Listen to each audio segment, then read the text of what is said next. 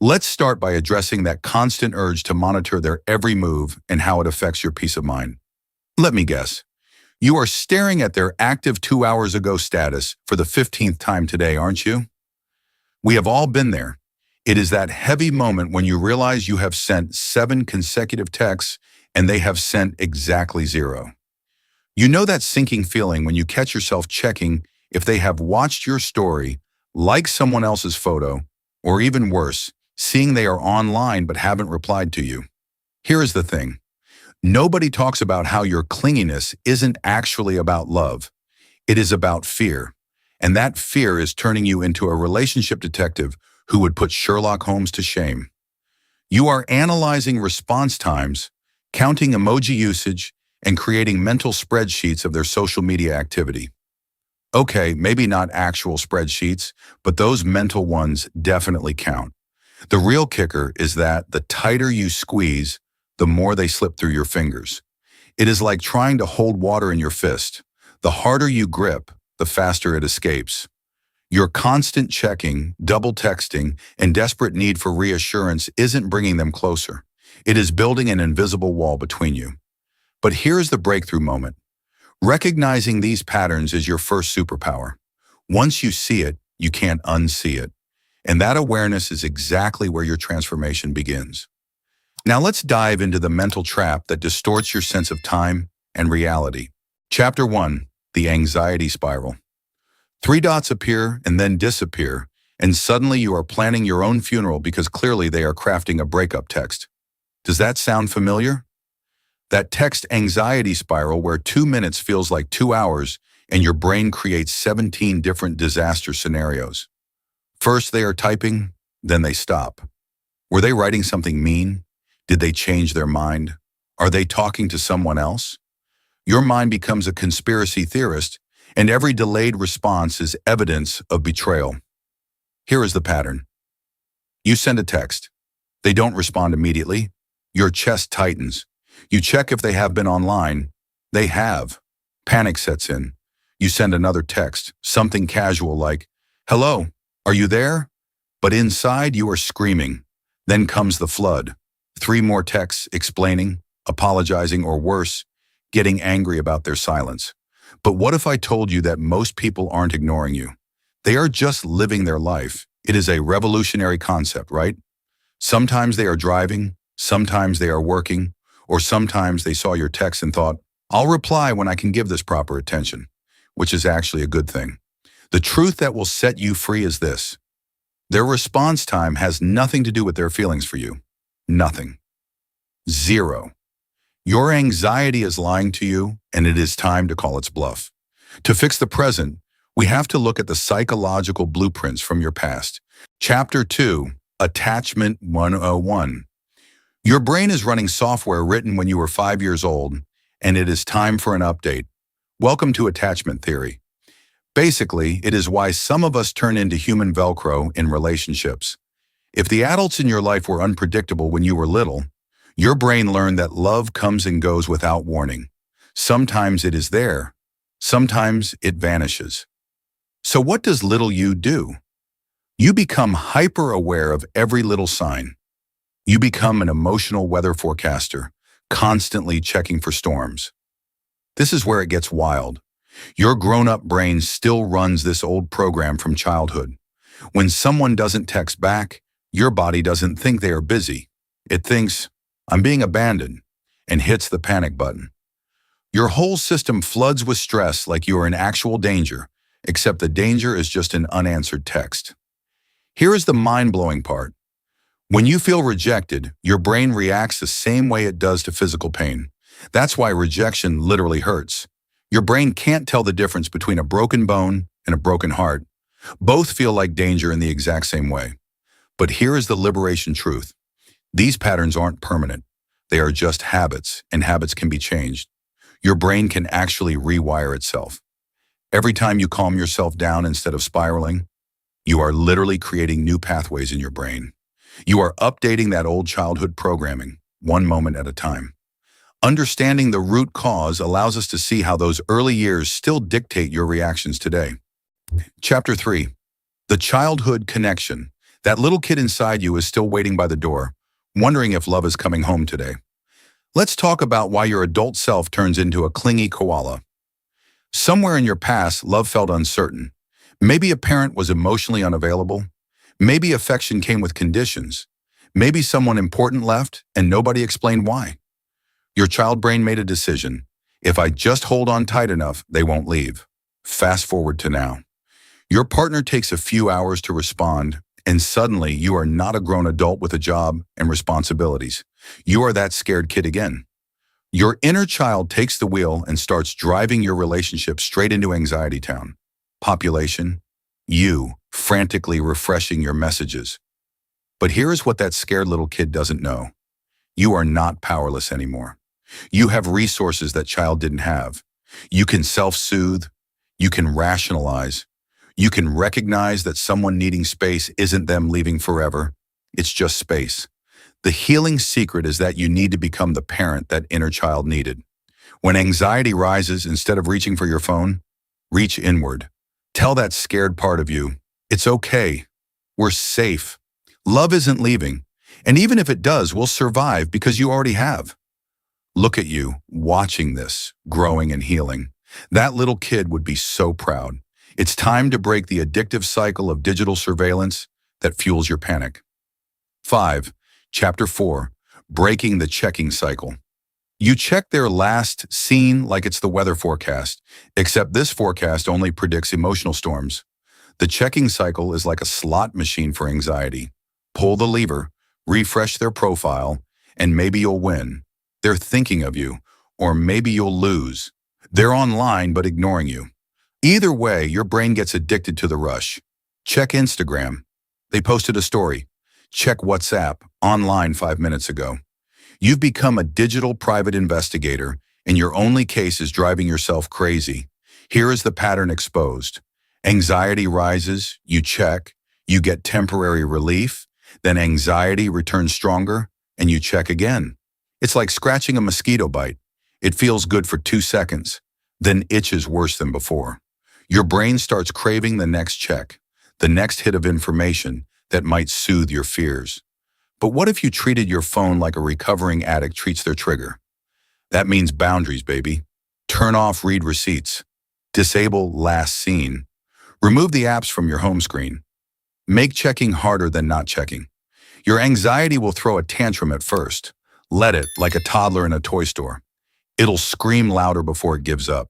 The freedom formula is this. Every time you don't check, you're building trust in yourself. Not trust that they'll text back, but trust that you'll be okay either way. That's the real relationship that needs work, the one with yourself. Discover why finding your own footing is actually the best thing for your partnership. Chapter 5. The Independence Paradox.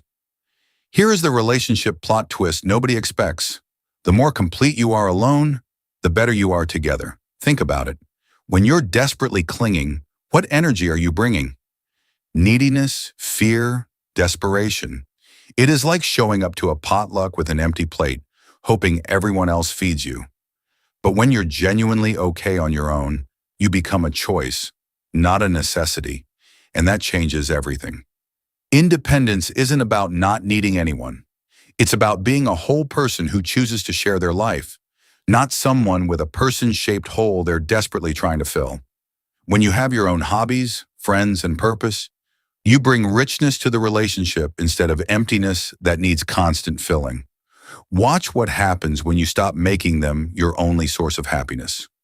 Suddenly, they're not responsible for your entire emotional state. The pressure lifts. They can have a bad day without you spiraling. They can need space without you panicking. They can be human without you catastrophizing. The magnetic truth is that people are drawn to those who want them, not need them. When you're genuinely enjoying your life, you become genuinely enjoyable to be around. It's not playing hard to get. It's being hard to forget because you're so damn interesting on your own. Learn how to set the healthy boundaries that protect your peace in your relationship. Chapter 6. Boundary Boot Camp. Boundaries aren't walls that keep love out. They're the gates that let healthy love in. Let's destroy the biggest boundary myth right now. Having boundaries doesn't mean you don't care. It means you care enough to build something sustainable. It's like saying, I respect both of us too much to let this turn toxic. Without boundaries, relationships become like gardens without fences. Everything gets trampled, including the flowers. Here is your boundary starter pack. You don't need to respond to texts immediately. You're allowed to have plans that don't include them. Your emotions are yours to manage, not theirs to fix. Their mood is not your emergency. Let that sink in. Their bad day doesn't require you to drop everything. Their silence doesn't demand your investigation.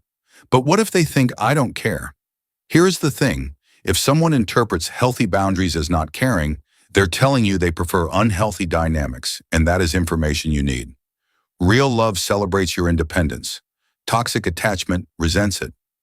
The boundary breakthrough is to start small and watch the magic happen. Don't check their social media for one day. Wait an hour before responding to non-urgent texts. Make plans with friends and keep them. Each boundary you set is a vote for the relationship you actually want. One built on respect, not desperation. Master the art of calming your own internal storms without relying on a text back. Chapter 7. Self-Soothing Superpowers. Your phone is not an emotional support animal, and it's time to learn to comfort yourself. When anxiety hits, your first instinct is to reach out, text them, call them, get reassurance that everything's okay. But that's like using someone else as your emotional life jacket. What happens when they're not available? You drown in your own feelings. It's time to learn to swim. Self-soothing starts with the body. When panic rises, your breathing gets shallow, your chest tightens, and your thoughts race. So you go physical first. Deep breath in for 4 counts, hold for 4, out for 6. Your breath is the remote control for your nervous system. 3 of these breaths and your body starts believing you're safe. Next comes the mind game. That voice saying they're probably with someone else or they're losing interest? Challenge it like a lawyer. Where is the evidence? What else could be true? Would you convict someone based on this flimsy case? Your anxiety is a terrible detective. It sees clues that aren't there and ignores obvious explanations. The self-soothing summit is realizing you are your own safe space. When you can calm your own storms, you stop making other people responsible for your weather. You become the person who can say, I'm okay, and actually mean it. And that is the sexiest thing you can bring to any relationship. Shift your communication style from desperate interrogation to genuine connection. Chapter 8. The Secure Communication Code. Stop communicating like you're defusing a bomb and start talking like you trust each other. Clingy communication sounds like this. Are we okay? You seem distant. Did I do something wrong? Why aren't you texting back? Do you still love me? It's interrogation disguised as conversation. You're not actually communicating. You're seeking constant validation. It's exhausting for everyone involved. Secure communication is different. It states needs without demanding. I'd love to hear from you when you get a chance. Versus, why are you ignoring me? See the difference? One creates space, the other creates pressure. One trusts, the other accuses. One connects, the other pushes away. Here is the communication golden rule. Share your feelings, not your fears. Instead of, you're probably going to leave me, try, I'm feeling insecure today. Instead of 20 texts asking where they are, try, hope you're having a good day. You're still being honest, but you're owning your emotions instead of making them someone else's problem. The secure secret is that questions create distance, while statements create connection. Stop the interrogation and start the conversation. Share what's actually happening for you without making them responsible for fixing it. Watch how differently they respond when you're not backing them into an emotional corner. Build a foundation of trust that starts with your own self-assurance. Chapter 9. Trust Building Blueprint. Trust isn't built by checking their phone. It's built by not needing to. Here is the trust paradox that will rewire your brain. The more you verify, the less you trust. Every time you check their location, scroll their likes, or analyze their stories, you're telling yourself they can't be trusted. You're training your brain to look for threats.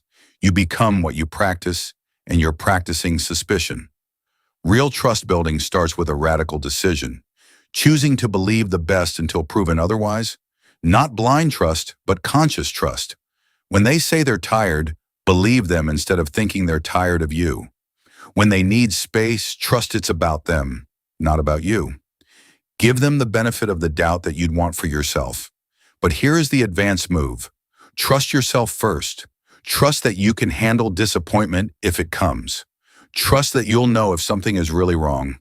Trust that you're strong enough to leave if you need to. When you trust yourself, trusting others becomes less scary because you know you've got your own back. The trust transformation happens every time you choose trust over checking. You're building a new neural pathway. You're literally rewiring your brain for security. It feels uncomfortable at first, like using your non-dominant hand.